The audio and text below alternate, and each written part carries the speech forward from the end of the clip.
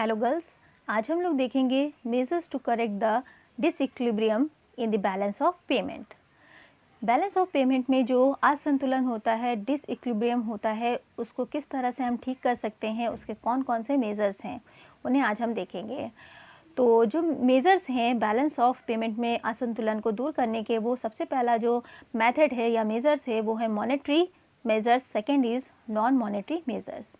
Monetary measures में भी बहुत सारे टाइप्स दिए हुए हैं, किस तरह से मॉनेटरी मेजर्स में जो डिसइक्विलिब्रियम होता है बैलेंस ऑफ पेमेंट में, उसे किस तरह से हम करेक्ट कर सकते हैं। तो मॉनेटरी मेजर्स में deflation, devaluation, exchange control, exchange depreciation, changes in interest rates.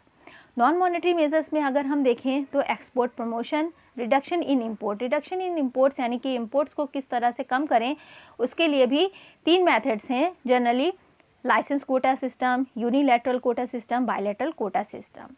Then non monetary measures में थर्ड मेन पॉइंट है protection policy, then control expenditure and increase income, then encouragement to foreign investment, then measures taken by IMF and foreign debt or aid, then last is import tariff।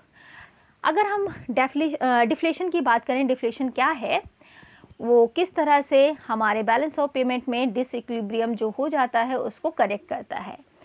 In economics, deflation is a decrease in the general price level of goods and services. Deflation occurs when the inflation rate falls below 0%. Inflation reduces the value of currency over time, but deflation increases it. This allows one to buy more goods and services than before with the same amount of currency. Means deflation goods and services के general price level में गिरावट होती है, यानी कि price level में कमी आ जाती है। डिफ्लेशन तभी होता है जब इन्फ्लेशन रेट 0% की रेट से भी नीचे गिर जाता है, जिसके बाद मनी के यानी पैसे की रियल प्राइस में, मनी की वैल्यू है ना, में इंक्रीजमेंट हो जाता है। तो अगर हम इसे इन जनरल बोलें तो इन्फ्लेशन आधी रोटी चटनी है और डिफ्लेशन पूरी, क्योंकि हाई लेवल पर अनएम्प्लॉयमेंट हो जाता है। Then second is effect of devaluation. जब कोई कंट्री मनी की एक्सचेंज रेट अदर कंट्री की करेंसी के कंपेयर में जानबूझकर कम कर देती है ताकि इन्वेस्टमेंट को इंक्रीज किया जा सके, तो उसे डिवैल्यूएशन कहते हैं। डिवैल्यूएशन से इंपोर्ट हमारे सस्ते हो जाते हैं और एक्सपोर्ट सस्ते हो जाते हैं और इंपोर्ट हमारे कॉस्टली हो जाते हैं। The third is exchange control. Exchange control क्या है? A government restriction on the movement of currency.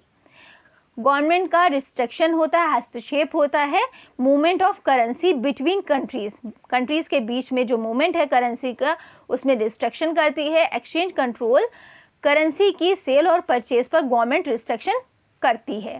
Then next is exchange depreciation. Exchange depreciation क्या है? किसी एक कंट्री की मनी वैल्यू में किसी दूसरी कंट्री की मनी वैल्यू के कंपेयर गिरावट आने से है। मीन्स मनी यानी पैसे की वैल्यू में गिरावट होना। तो बैलेंस ऑफ पेमेंट अनफेवरेबल होने पर अपनी कंट्री मनी की डिमांड उसकी सप्लाई के कंपेयर में लो होगी, जबकि दूसरी तरफ फॉरेन करेंसी के डिमांड सप्लाई के कंपेयर ज़्यादा होगी, जिससे फॉरेन करेंसी के कंपेयर जो उसका प्राइस लेवल होगा वो इंक्रीज हो जाएगा। दूसरी तरफ अपनी कंट्री में करेंसी की वैल्यू गिर जाएगी, इससे एक्सपोर्ट बढ़ेगा और इंपोर्ट घटेगा। The next is exchange in interest rate, changes in interest rate. Changes in interest rate क्या है कि बीओपी की डिसइक्विलिब्रियम या अनइक्वालिटी को दूर करने के लिए इंटरेस्ट रेट में चेंज करना भी है। इंटरेस्ट रेट अगर बढ़ा दिया जाता है तो फॉरेन कैपिटल की एंट्री